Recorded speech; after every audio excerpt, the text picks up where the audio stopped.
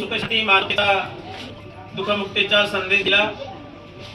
जीवन हे क्षणभंगुर आहे, मरणधर्मी आहे अशा या जगाला अनित्यवादाचा सिद्धांत सांगितला। असे जगतवंदनीय विश्व शांतीदूत महामानव तथागत भगवान बुद्ध महान श्रेष्ठ असा की ज्यामध्ये कुठल्याच प्रकारची उच्च नीचता नाही, भेदभाव नाही, ज्यामध्ये सर्वांना समानता आहे, ज्यामध्ये न्याय नीती समता स्वातंत्र्य बंधुभाव आहे, असा श्रेष्ठ पवित्र बौद्ध धम्म त्या बौद्ध धम्माचा प्रचार आणि प्रसार करण्यासाठी बौद्ध धम्म हा प्रत्येक मानवाच्या कानी पडावा।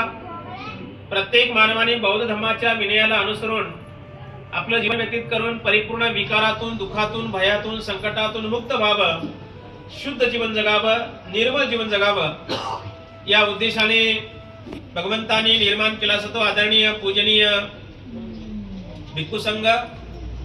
खऱ्या अर्थाने तुम्हा सर्वांना ज्यांनी माणूस बनविलं, स्वाभिमानाने जीवन जगण्याचा अधिकार मिळवून दिला, ताठ मानेने जीवन जगण्याचा अधिकार मिळवून दिला, असे भारतीय राज्यघटनेचे शिल्पकार महामानव बोधिसत्व डॉक्टर बाबासाहेब आंबेडकर या रत्नांना प्रथमतः विनम्र अभिवादन। आजच्या या मंगलमय पावन पवित्र या शुभदिनी आणि विशेष म्हणजे सध्या आता बौद्ध धर्मातील वर्षावास चालू आहे। वर्षावासाला बौद्ध धर्मामध्ये अत्यंत महत्त्वाचं स्थान आहे। केवळ आपल्या औरंगाबाद शहरामध्येच नव्हे तर संपूर्ण जगामध्ये जेवढे जेवढे बौद्ध राष्ट्र आहेत, जेवढे जेवढे बुद्ध विहार आहेत, जेवढे जेवढे जगामध्ये बौद्ध भिक्षू आहेत, त्या त्या विहारामध्ये त्या त्या भिक्खूंचा आणि त्या त्या देशामध्ये हा वर्षावास चालू आहे। ही वर्षावासाची परंपरा भगवंताच्या काळापासून आहे। गुरु शिष्य परंपरेनुसार आज तागायत या ठिकाणी वर्षावासाचं आयोजन करण्यात येते आणि या पवित्र वर्षावासाच्या काळामध्ये धनीधर परिवाराने आपल्या कष्टातून, मेहनतीतून, परिश्रमातून ही जी काही वास्तू उभी केली, या वास्तूचं उद्घाटन ज्याला आपण ग्रह प्रवेश विधी म्हणतोय, या ग्रह प्रवेश विधीच्या कार्यक्रमाच्या निमित्तानं एका बौद्ध भिक्षूंना अर्थात धर्मगुरूला, एका बुद्ध पुत्राला निमंत्रित करून पंथीजींना अन्नदान भोजनदान देऊन या ठिकाणी या ग्रह प्रवेश विधीच्या निमित्ताने त्यांनी बघा इथे एक चिवरदान आणलेलं आहे। म्हणजे या पवित्र महिन्यामध्ये भंतीजींना घरी निमंत्रित करून भंतीजींना भोजनदान चिवरदान देऊन या ग्रह प्रवेश विधीच्या कार्यक्रमाचं त्यांनी आयोजन केलेलं आहे। आपण सर्वजण वेगवेगळ्या विभागातून, वेगवेगळ्या ठिकाणावरून या कार्यक्रमासाठी आपण एकत्रित जमा झालेलो आहोत। खरं तर या कार्यक्रमाच्या अनुषंगाने बोलण्यासारखं खूप आहे, परंतु वेळ बराच झालेला आहे आणि म्हणून मी आपला अजिबात वेळ घेत नाही। प्रिय सज्जनांनो, मनुष्य जेव्हा आपल्या मानव योनीमध्ये पदार्पण करतोय तेव्हापासून माणसाच्या मूलभूत 3 गरजा मानल्या जातात। त्या गरजा म्हणजे अन्न, वस्त्र आणि निवारा। ह्या 3 माणसाच्या मूलभूत गरजा आहेत। या 3 गरजाच्या व्यतिरिक्त माणसाने आपल्या सुखसुविधेसाठी अनेक प्रकारच्या गरजा निर्माण केलेल्या आहेत की ज्या गरजा कधी संपणाऱ्या नाहीत आणि त्या संपतील का नाही संपतील सांगता येत नाही। लक्षामध्ये तशा महत्वाच्या मूलभूत 3 गरजा अन्न, वस्त्र आणि निवारा। पशु पक्षी, जीव जंतू, किड्या मुंग्या यांच्यासाठी 2च गरजा आहेत। कोणत्या गरजा आहेत त्या? अन्न आणि निवारा, आहे की नाही? तिसरी गरज त्यांना नाही। मानवच प्राणी असा आहे त्याला 3 गरजा आहेत। छोटीशी मुंगी आहे, जमिनीमध्ये बीळ करते आणि अन्न तिथे साठवून ठेवते। छोटीशी चिमणी पक्षी आहे, चिमणी पक्षी आहे की नाही? आता खेड्यामध्ये ते दिसत नाहीत, परंतु एक छोटीशी चिमणी आहे, पक्षी आहे, ती काय करते? या शेतातल्या झाडाची गवताची काडी आणते, या शेतातल्या शेतातून गवताची काडी आणते, या शेतातून गवताची काडी आणते आणि एखाद्या लिंबाच्या बाबळीच्या झाडाला असं सुंदर असा लटकता खोपा तयार करते आणि त्या खोप्यामध्ये असे 3 प्रकार करतात बघा। आजच्या इंजिनियर लोकांना सुद्धा ते जमणार नाही असं पशु पक्ष्यांची इंजिनियरच्या पलीकडे त्यांची बुद्धी चालते। त्या खोप्यामध्ये अंडे देण्याचा कप्पा वेगळाच असतो, त्यांना बसण्याचा कप्पा वेगळाच असतो, आहे की नाही? काही काही पक्षी विहिरीमध्ये बघा, विहिरीमध्ये असे बाजूला तिथं घरट तयार करतात, आहे की नाही? पशु पक्षी जीव जंतू जनावर बैल गाय म्हैस यांच्यासाठी गोठा निवारा झाला, चारा अन्न झालं. परंतु मानवच प्राणी असा आहे की त्याला 3 गरजा आहेत, अन्न वस्त्र आणि निवारा. जगण्यासाठी अन्न लागते, अन्नाची नितांत गरज आहे की नाही. थंडी ऊन वारा वादळ अनेक प्रकारच्या संकटापासून बचाव व्हावा म्हणून निवाऱ्याची नितांत गरज आहे की ज्या धनीधर परिवाराने हा निवारा उभा केलेला आहे. आणि माणसाला इज्जत राखण्यासाठी वस्त्राची नितांत गरज आहे की नाही. आणि मग ह्या 3 गरजा महत्वाच्या होत्या. जुने लोक बघा, आपले आजोबा पंजोबा आहे की नाही, आता आपण शहरामध्ये आल्यामुळे ते आपल्याला माहिती नाही वातावरण, परंतु जुने लोक त्या 3 गरजेला साजेसा असं ते जीवन जगत होते. झोपडाची गवताची झोपडी होती, खाली सारवायची जमीन होती आहे की नाही. मग काय झालं, सारवता सारवता काय आलं, साधी फरशी आली आहे की नाही. त्या गवताच्या झोपडीच्या जागी काय आलं, मातीच्या विटा आल्या, मातीचे घरं आले आहे की नाही. आता सिमेंटचे घरं आले आहे की नाही. आता बघा साधी फरशी नाही, बघा फरशी बघा आहे की नाही. गरमून येऊन लोक असा पदरानं पालवानं असं हवा घ्यायचे आहे की नाही. मग नंतर गरज आली फॅनची, फॅन आला आहे की नाही. टेबल फॅन आला, सिलिंग फॅन आला. त्या फॅनच्या हवेने काही होईना, मग गरज निर्माण झाली कूलर आलं. कूलरच्या हवेने काही होईना, मग गरज निर्माण झाली एसी आली. भाऊ बसले की एसी, भाऊ बसणार एसी पुढच्या वर्षी, कारण एकाच वर्षी घरदार सारं होणार नाही ते एसी आहे की नाही. ह्या गरजा माणसाच्या निर्माण झालेल्या आहेत. सारवायचे घर होते, फरशी आली, फरशीच्या बघा बाहेर बाहेर फरशी आल्या आहे की नाही. आता बघा भाऊची फरशी बघा एकदम घरात येणार असं एकदम आहे की नाही. हे बघा फॅन बघा, सिलिंग आहे की नाही. तर ह्या गरजा माणसानं वाढवल्या आहे की नाही. अशा अनेक गरजा आहेत की ज्या कधीच संपणाऱ्या नाहीत. अशा गरजा, त्या गरजेपैकी धनीधर परिवाराने निवाऱ्याची गरज पूर्ण केलेली आहे. आणि त्या निवाऱ्याचं आज बौद्ध धर्माच्या विनयाला अनुसरून एका बौद्ध भिक्खूंच्या हस्ते त्या ठिकाणी वंदना परित्राण पूजा पाठ घेऊन बुद्ध बाबासाहेबांचे आपले आदर्श यांची पूजा करून पंथींना भोजन दान शिवरदान करून या ग्रह प्रवेश विधीच्या कार्यक्रमाचं त्यांनी खूप छान असं नियोजन केलं. तुम्हाला सर्वांना त्यांनी निमंत्रित केलेलं आहे. आपण सर्वजण या कार्यक्रमाला अगदी मनापासून तुम्ही सर्वजण सहभागी झालेले आहात. तर प्रिय सज्जनांनो, या वास्तूमध्ये वावरत असताना या कार्यक्रमाला काही लोक घरभरणी म्हणतात, काही लोक वास्तुशांती म्हणतात आहे की नाही. तुम्ही कोणी जर महिला आमच्या तयारी करून जर बाहेर निघल्या असतात, गल्लीतल्या महिलांना बाहेर कुठे चालल्या होतात, तुम्ही कोणीतरी म्हणलं असेल की बाबा आमच्या पाहुण्याची घरभरणी आहे की नाही. कोणी म्हणलं असेल आमच्या पाहुण्याची वास्तुशांती आहे. आम्हाला वास्तुशांती म्हणजे काय हे आम्हाला कळालं पाहिजे. ग्रह प्रवेश विधी किंवा घरभरणी म्हणजे काय हे आम्हाला कळालं पाहिजे आहे की नाही. आम्ही ज्या अर्थी बौद्ध म्हणतो, बौद्ध म्हणून घेतो, त्या अर्थी आम्हाला ह्या बारीक सारीक गोष्टी माहिती असणं अत्यंत महत्वाचं आहे. वास्तुशांती म्हणजे या वास्तूला शांत करायचं का. आज समजा यांनी ही एवढी मोठी वास्तू उभी केली, या वास्तूला शांती, वास्तू शांती, वास्तू शांत करायची का. आज एक भंतीजी बोलवले काय, या ठिकाणी 3 भंतीजी बोलवले काय, किंवा 5 भंतीजी बोलावले काय, किंवा 10 भंतीजी बोलावले काय, किंवा याच्या व्यतिरिक्त या घरामध्ये कुठल्याही प्रकारची पूजा अर्चा होम हवन भजन कीर्तन केले तर मग हे वास्तू शांत होणार आहे का, आहे की नाही. अगदी पयापासून ते वरच्या छतापर्यंत ही वास्तू तर निर्जीवच आहे की नाही. त्याच्यामध्ये काय विटा आहे, सिमेंट आहे, रेती आहे, लोखंड आहे, चौकट आहे, दरवाजा आहे, खिडकी आहे. त्याच्या व्यतिरिक्त काय, आणि जे आहे ते तर निर्जीवच आहे. मग इथे 10 भंतीजना बोलावून पूजा घेतली काय, या वास्तूमध्ये होम हवन भजन कीर्तन केलं काय, ही वास्तू शांत होणार आहे का. वास्तू शांतीचाच अर्थ असा होतो की या वास्तूमध्ये राहणारा जो काही परिवार आहे, जे काही माणसं आहेत, त्या माणसाच्या मनाचे विकार शांत झाले पाहिजे. बुद्ध म्हणतात 8 प्रकारचे विकार आहेत की जे माणसाला दुःखामध्ये घेऊन जातात, भयामध्ये घेऊन जातात, संकटामध्ये घेऊन जातात, परेशानीमध्ये घेऊन जातात, आयुष्यामध्ये रडण्या पडण्यामध्ये घेऊन जातात, आक्रोश करण्यामध्ये घेऊन जातात, भय भीतीमध्ये घेऊन जातात. हे 8 प्रकारचे विकार. मग कोणते विकार आहेत. पहिला विकार भगवंतांनी सांगितला राग, द्वेष, लोभ, मोह, आळस, वितर्क विचार, द्वेष बुद्धी आणि संशय. हे 8 प्रकारचे विकार ज्या माणसाजवळ आहे, मग तो बौद्धनी असेल, मराठा असेल, केली असेल, माळी असेल, धनगर असेल, कुंभार असेल, चांभार असेल, वडार असेल, भील असेल, महाराष्ट्राचा असेल, पंजाबचा असेल, हरियाणाचा असेल, गुजरातचा असेल, तो भारताचा असेल, जर्मनीचा असेल, ऑस्ट्रेलियाचा असेल, स्वित्झर्लंडचा असेल, जगामधल्या कुठल्याही देशाचा, पंथाचा, रीतिरिवाजाचा, जाती धर्माचा माणूस असो, ज्या माणसाकडे हे 8 प्रकारचे विकार आहेत, तो माणूस जीवनामध्ये कुठल्याही प्रकारची प्रगती करू शकत नाही. लक्षामध्ये हे 8 प्रकारचे विकार ज्या माणसाकडे आहेत, त्या माणसाला समाजामध्ये, घरामध्ये मान, सन्मान, इज्जत, स्वाभिमान मिळू शकत नाही. एखादा माणूस रागीट असू द्या, त्याला चांगलं म्हणतात का लोक त्याला नाव ठेवतात, तो काय म्हणतात, तो काय माणूस आहे का? त्याच्यापेक्षा जनावर बरं म्हणतात. लय रागीट आहे तो, लय चिडचिड करतो म्हणतात, लय शिव्या देतो म्हणतात, लय घाण बोलतो म्हणतात. अहो तो काय माणूस आहे का म्हणतात. त्याला झगडी लावली म्हणतात, झगडी भावाची झगडी लावून दिली म्हणतात, आहे की नाही?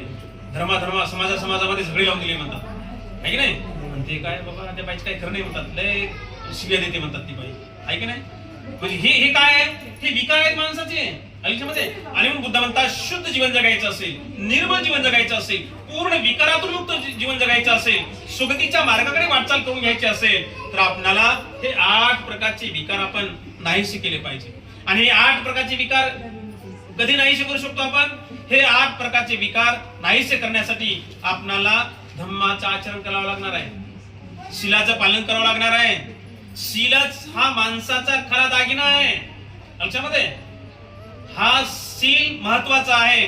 बौद्ध धर्मामध्ये शीलाला बौद्ध धर्माचा पाया म्हटलं जातं. आता ही बिल्डिंग बांधली, बिल्डिंग मध्ये खाली पया बांधला की नाही, ते पया मजबूत झाला म्हणजे तुम्ही 4 मजली बिल्डिंग बांधली तुम्ही, आहे की नाही?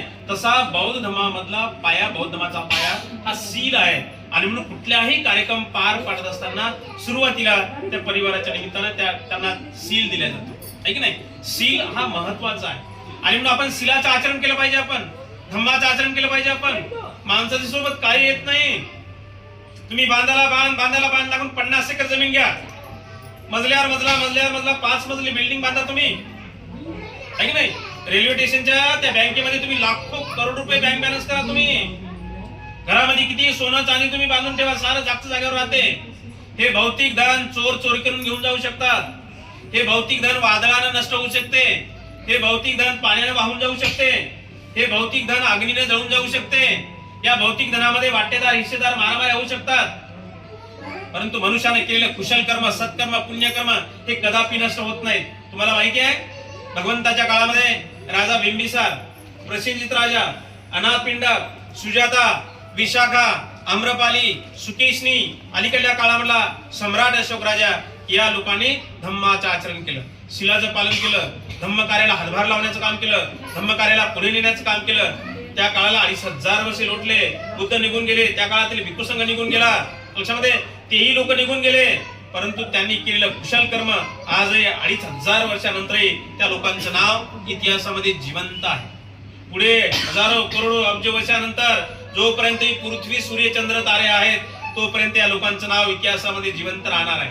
आणि मी या लोकांचा आदर्श डोळ्यासमोर ठेवून आपण आपल्या जीवनामध्ये धम्माचं आचरण केलं पाहिजे. आपण प्रियजनो, आपण माणसानं आपल्याला माणसासाठी ती संधी आलेली आहे.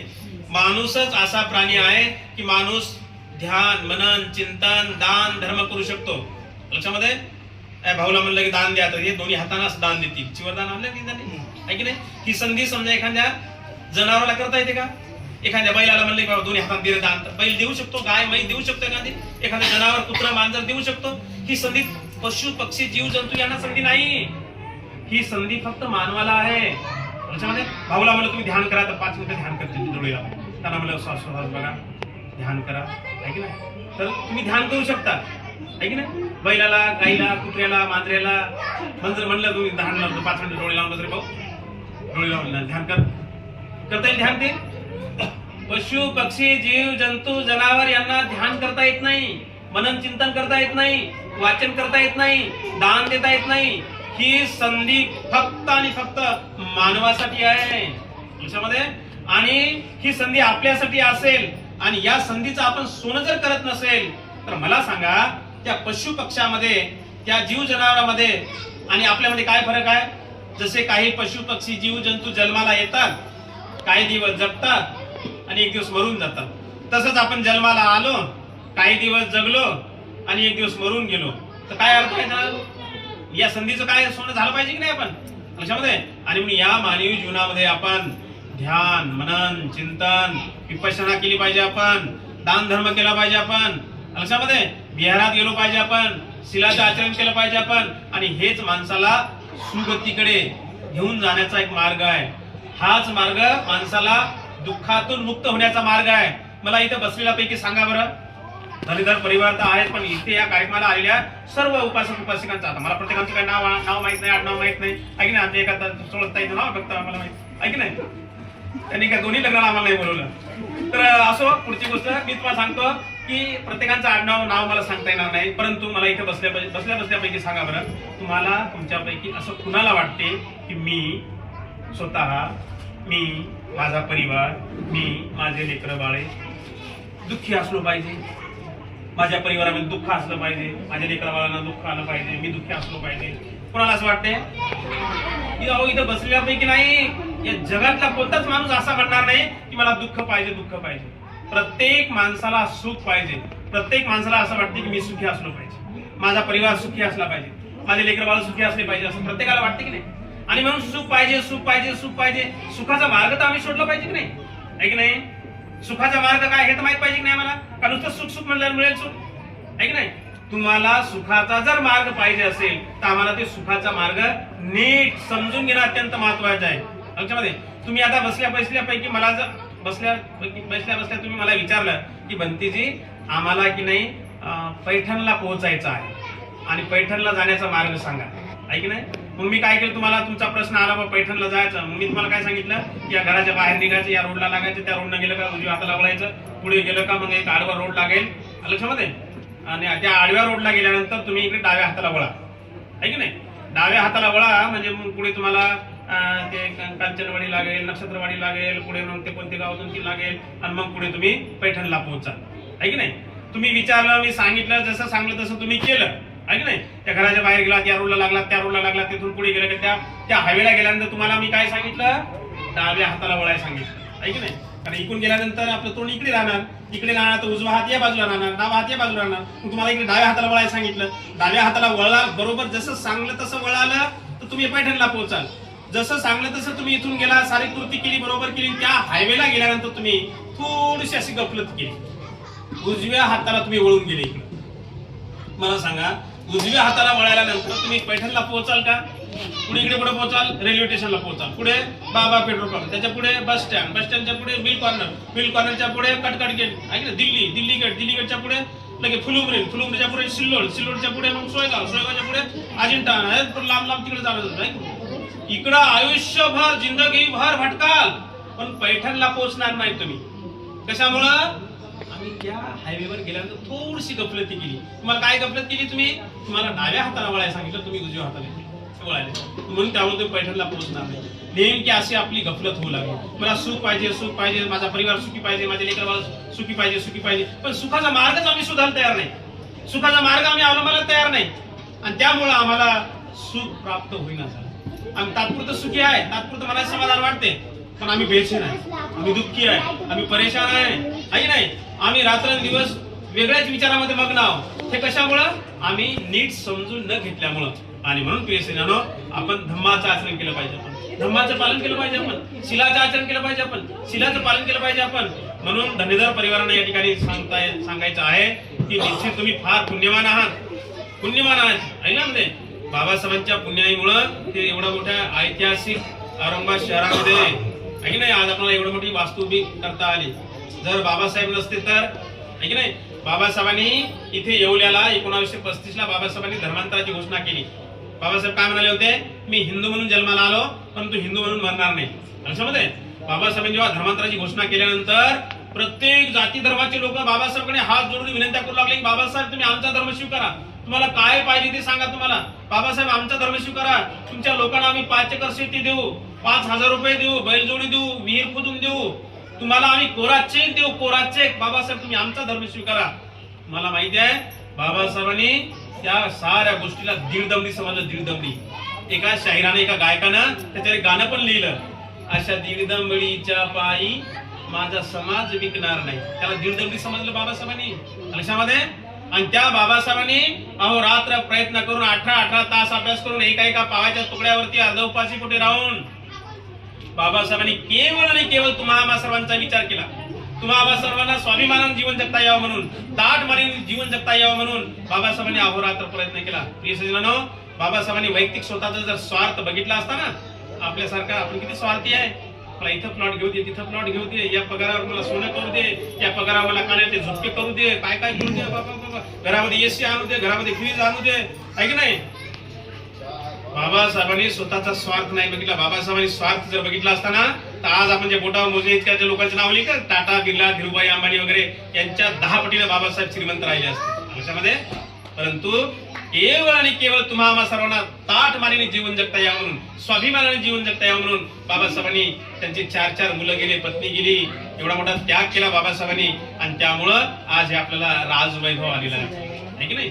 बघा ना आमच्या सोळताईच्या सुनबाईच्या गळ्यामध्ये काय एवढा मोठा पत्ता सोडणं चांगलं आहे की नाही. हे कशामुळे पुण्य, बाबासाहेबांची पुण्य आहे.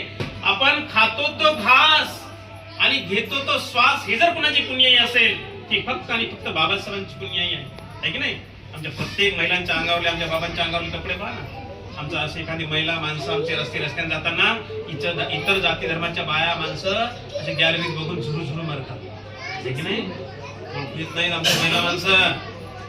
ज्या समाजाला गावामध्ये प्रवेश नव्हता, ज्या समाजाला मध्ये शिक्षणाची दारे बंद होती, ज्या समाजाला शिक्षण घेता येत नव्हतं, ज्या समाजाला पाणवठ्यावरती पाणी घालण्याचा अधिकार नव्हता, परंतु आज आपल्याला हे स्वाभिमानाचे दिवस आले फक्त आणि फक्त बाबासाहेब नसते आमच्या धनेदर आई तिकडे त्या गावामध्ये नारळा भावडीमध्ये तिकडे खेड्यातल्या एखाद्या त्या पाटलाच्या शेतावर काम करायला राहिल्या असत्या आणि त्यांच्यासोबत आमचे भाऊ त्यांच्या ढोरामध्ये, त्यांची ढोरं हकलण्यासाठी, शेण काढण्यासाठी आमचे भाऊ त्यांच्या शेतावर काम करायला आले असत्या. आणि त्यांच्या पत्नी बघा आमच्या दोघी सुनबाई आमच्या आईच्या आहे की नाही. बघा ना भारी भारी साड्या गळ्यामध्ये, कानात झुपके, ते काही राजवैभव तिथं आलं असतं का ते खेड्यामध्ये. पाटलाच्या शेतावर निंदन खुरपण करायला यांना तिथं राहावं लागलं असतं. हे वैभव, हे राजवैभव, हे पुण्याई, हे कुणाची पुण्याई आहे, बाबासाहेबांची पुण्याई आहे. आणि म्हणून बाबासाहेबांचा त्याग आपण लक्षामध्ये घेणं हे अत्यंत महत्वाचं आहे. या वास्तूमध्ये वावरत असताना, या नवीन घरामध्ये वावरत असताना फक्त आणि फक्त बुद्ध, फुले, शाहू, आंबेडकरांचेच विचार या घरामध्ये रुळले पाहिजे. त्याच्यामध्ये बुद्ध, फुले, शाहू, आंबेडकरांच्या विचाराच्या व्यतिरिक्त दुसरा जर विचार या घरामध्ये आला तर निश्चित आपण बाबासाहेबांचे दुश्मन ठरू. मला खात्री आहे धनेदर परिवार फार धार्मिक आहे, त्यांच्या घरामध्ये असं होणार नाही. पण काही ठिकाणी काय होते, भंतीला बोलवतात पूजेला आणि भंतीजी गेले त्याला या भिंतीवर लगे मोठाच्या मोठा साईबाबाचा फोटो, नाहीतर मोठा देवीचा फोटो त्याच्यामध्ये. आणि काय तर म्हणजे आम्ही भंतीच्या हाताने पूजा केली, काय तर म्हणजे आम्ही जय भीम म्हणतो, काय तर म्हणजे आम्ही बाबासाहेबांचा उदो करतो आहे की नाही. आणि असं जर आमचं असेल, आधे इधर आधे उदर, असं जर असेल तर बाबासाहेबांच्या त्यागाला, बाबासाहेबांच्या कष्टाला, रमाईच्या त्यागाला काही अर्थ होणार नाही. काही लोक समोर बैठक रूम मध्ये भक्तीजी येतात, काय पाहुणे रावळे येतात, त्यांना दिसू नये म्हणून किचन रूम मध्ये ठेवतात. आता बघा नवरात्रीचे दिवस गणपती, काही लोक आपली माणसं, जे भीमवाली माणसं असं बारीक गणपती घरामध्ये ठेवतात. त्याच्या समोर रात्र दिवस 10 दिवस गोड तेलाचा दिवा जाळत बसतात, बाहेरून लपून चोरून हराळा आणतात आणि तिथे ठेवतात आणि घंटी वाजवून आरती म्हणून गोड तेलाचा दिवा जाळू पूजा करू 10 दिवस तिथं पूजा करतात. काय अर्थ आहे आम्हाला बौद्ध म्हणायला? बौद्ध म्हणण्याच्या लायकीच्या का आपण?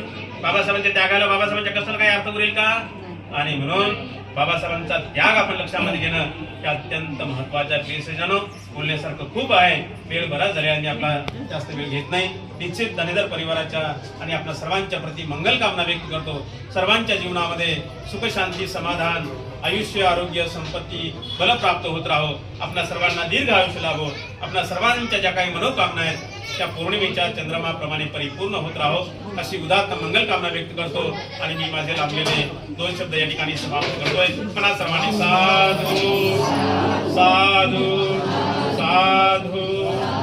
बुद्धं नमामि, धम्मं नमामि, संघं नमामि.